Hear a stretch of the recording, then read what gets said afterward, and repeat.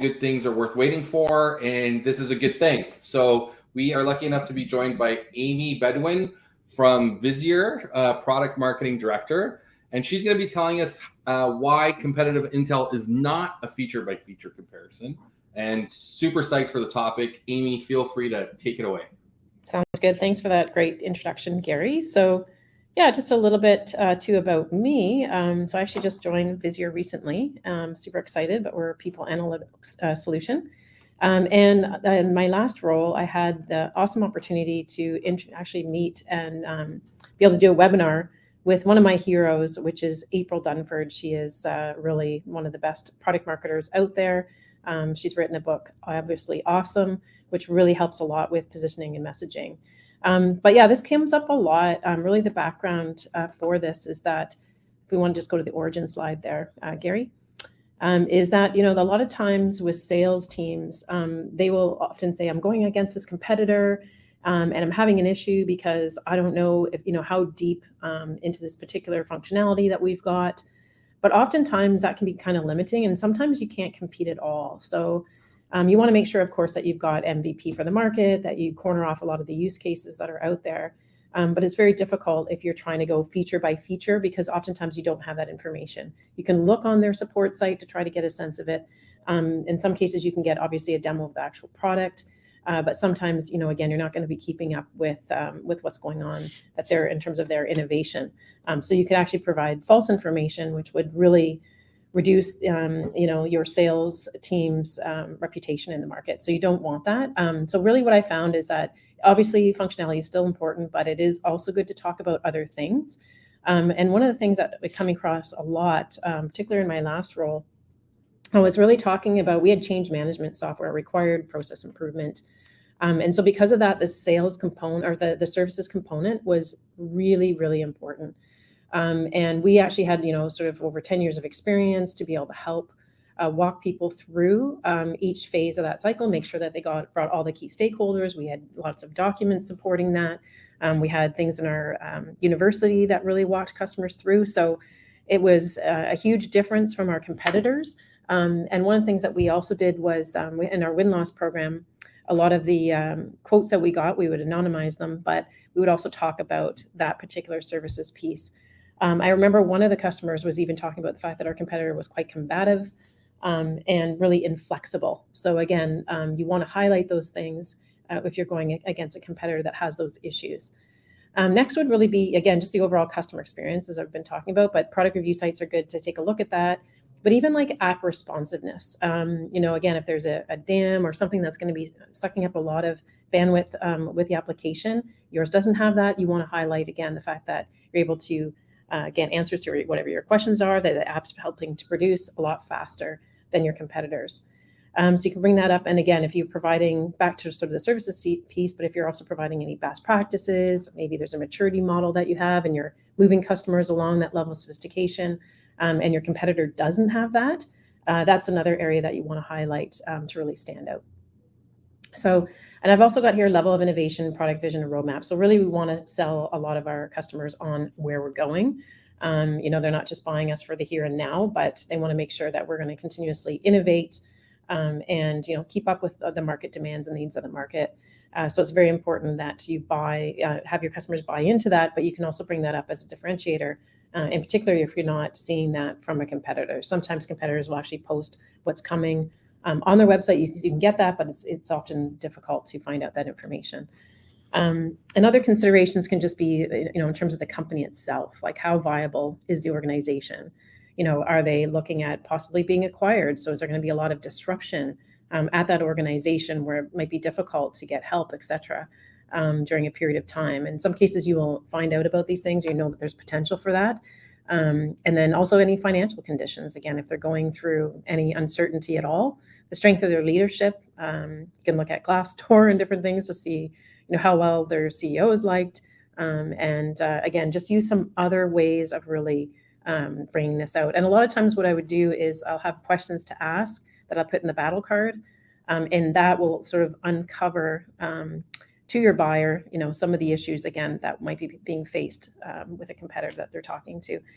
One of the things that was really odd too, when I was doing some research, we hired a company that would go in and speak to our competitor directly.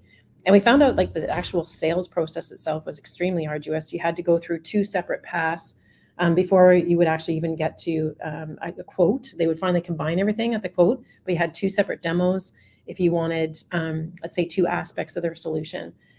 So that's also important. You can talk about that as well. Again, how great the sales experience is going to be. All the experiences along the customer journey is really, really important. So I just wanted to bring that up. Another one could be like implementation cycle, like the time to value and highlighting, how important it is. So again, these angles have worked in the past, so that's why I've kind of highlighted these ones in particular. So on to the next slide. So really, if you're going to get competitive intelligence data beyond just the functionality, again, you can go to product review sites to get that. You can look at their support sites to try to get that information. Again, if you've got a demo environment, great, and you can take a look and see what they have. But I find it really helpful to conduct third-party interviews with customers on why they purchased or why they switched. We were using a company called Iceberg IQ.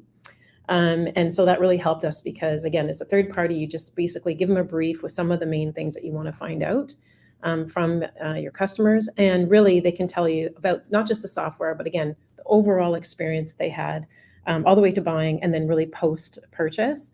And again, you want to leverage their quotes.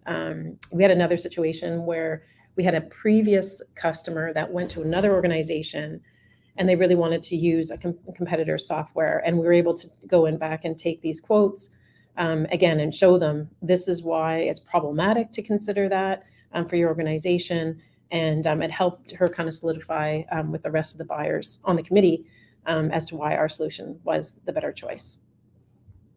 Again, you can evaluate packaging and pricing. So as packaging and pricing, you can look at their website again, or do some sort of interview behind the scenes and find out how they're structuring that. Because a lot of times, what I also found out is that we had a competitor that was going with 5 licenses out of the gate. So it was a land and expand kind of strategy, but it made our pricing look more expensive. So just how they approach that through the sales process, but then also how they actually have priced their product is important. And their overall go-to-market approach and positioning and messaging. So again, we look at verticals, how are they positioned in the market? And that's kind of back to even what their mission is and where that they plan to go. And analyst reports are really helpful for this also, because a lot of times if you look at something like a Forrester Wave report, for example, you can see how the analysts have actually evaluated them and do they buy in to their vision. Often there's quotes in there. And we've leveraged our quotes because in that one case we did really well. So anything on the vision was also included in any kind of pitch decks. All right. On to the next slide. So in practice, you want to make sure that your battle cards really, again, call out the ways that your organization ensures ongoing success of your customers. And obviously have quotes or anything like that along those lines, especially if they're overly wowed about the experience they've had. Because oftentimes, a lot of software companies are not. So it's really important. And in my past role, I was lucky that they were extremely, extremely happy with all the support that they had, constantly ongoing training, et cetera. So we would pull those quotes out and make sure that sales had that for pitch decks, as I mentioned. To really talk about why you're a category leader, again, if that's applicable. If you're in the Gartner Magic Quadrant, you're a leader. Why did you get evaluated to be a leader? So you want to highlight those things. And again, the overall user experience. If you've got something, if your software even has any persona specific experience, so you might have, for one of your users, let's say if it was a marketer, you have a marketer experience, you might have a marketing ops experience, you might have a marketing finance experience.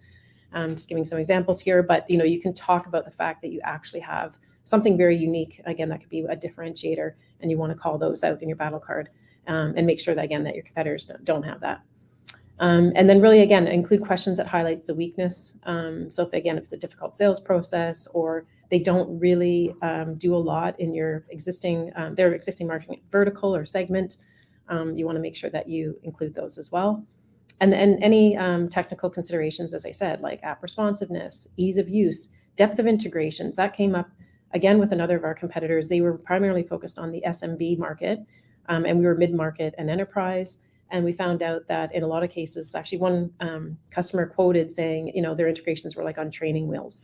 So they really didn't have, they didn't have the connectors set up to be able to pull in the data, to be able to give that complete picture. And they were surprised because they just assumed it would be the same as what they had with us. They actually were a customer that switched and then switched back to using us. But that's really important as well. And then, as another source, by the way, is of course interviewing customers as much as you can, especially if they switched or if there was a competitor in the deal cycle. You want to make sure that you talk to them and find out why, because those are more believable than anything. So, and really, I think on to the last slide as the key takeaway. So competitive intelligence is really knowing how good your business is versus the competition. So as I said, it's not down to this functionality feature by feature comparison, by really understanding that you are the leader in the market and convincing your customer of that through these other ways of talking about the full experience that they're going to have with you, as well as and then have those quotes and customer references to back it up. So that is the conclusion of my presentation. I'll open it up to any Q&A you have. Awesome, Amy. Thank you so much. Really appreciate that. We only have about a minute for questions, but that's okay. Before we get into a question, if people want to continue this conversation, if they want to learn more about how you think about this, what's the best way for them to get in touch with you? Yeah, just hit me up on LinkedIn. So it's just Amy Beaudoin, and you'll find me. I think it still actually has my old company. I do have to update it this week because I literally started. So. And obviously, if they just Google Vizier, they'll find Vizier and they can learn more that way. Yeah, exactly. So, quick question. I agree with you. Competitive intelligence is way more than a feature by feature comparison. The richer the story around what you're solving, the better. We cannot get away from those side by side feature checklists, though, right? Is that like how do we fight that? How do we encourage sales not to lean on that so heavily? How do we keep it off of our websites? Or should we even? Yeah, I mean, I found when I've done like outtake campaigns where you're doing a feature by feature, it's a side by side comparison. Again, I try not to lean into the feature stuff as much. I mean, the only thing that you can do, I would probably say for the feature side, is to highlight the ones that are really, really critical and to show how your software is better. Because even when it comes to functionality, it's the depth of that functionality that's important. And so if you actually win on that, then you want to highlight that. But I would definitely say back to the use cases, as I mentioned at the very beginning, if you're solving for the key use cases in the market and you can show that this functionality you have does that and does it better, sure. Again, you can show that. Like what I've done in the past is I won't just have like the little check marks and stuff and the X's. I would actually put, within the actual box, like, why, like a little bit about why it's better. Maybe it's AI powered or whatever, right? Sure. Like so you've taken this functionality to the next level. So you can show it that way. But when it comes to, so if you're doing an outtake campaign, as I say, for SEO optimization, I would definitely, try to encourage you to put more things around like third-party stuff. Like again, if you've got a Forrester Wave and you're more of a leader and they're not, like those are the types of things that you want to do a side-by-side comparison, because it's a very hard battle to win sometimes, because the opposite will be said of you from your competitor. 100%. Awesome, Amy. Thank you so much for that. Really appreciate you joining us. As I've mentioned on all of these sessions, speakers like you are what make Hot Takes Live interesting and compelling. Couldn't do it without you. Really appreciate it. For those listening, please feel free to follow Amy on LinkedIn, connect with her on LinkedIn, and learn more about how to take your competitive intelligence beyond the basics. And we're almost done. I think they're wrapping up on the ops stage. You can jump over there for the last few minutes if you'd like. But otherwise, in about 5 minutes, 7 minutes or so, we will be doing our wrap up on the main stage. So feel free to join us there. And thank you, everyone, for listening. Once again, Amy, thank you so much. It was a pleasure to be here. Thanks, Bye, everyone. Bye.